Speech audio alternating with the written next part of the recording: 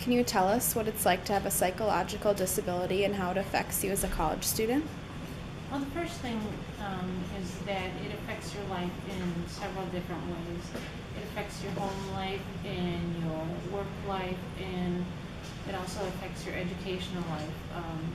You have to deal with stigma mainly in both external ways and internal ways, and internal ways are probably the hardest to deal with. It takes a big toll on you with the expectations and demands that you put on yourself.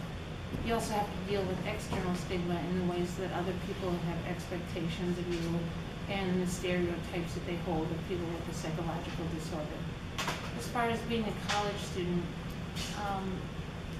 my psychological disability affects me in the ways that it can take me out of school for long periods of time, and I can have difficulties completing homework assignments and being in attendance at school. So those are some big areas in that it affects me.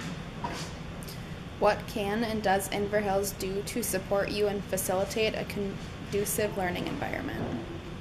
One of the biggest things that Inverhills does for me is helps me by offering reasonable accommodations, and those are done through the disability office here at Inverhills.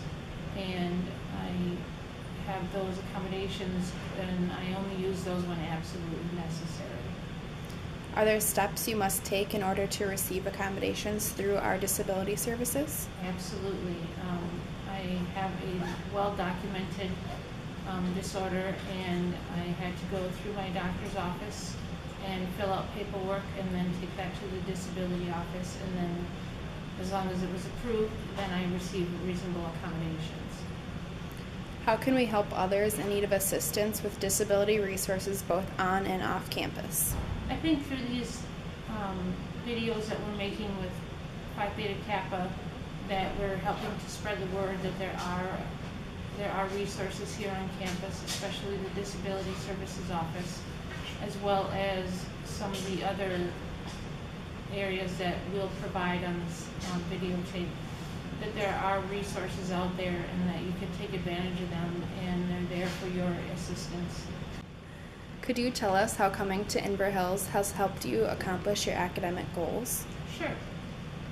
For me, my psychological disorder is bipolar disorder, and that means that I can have episodes where it requires me to be hospitalized, and that can be a real issue when I'm in class and have to miss classes.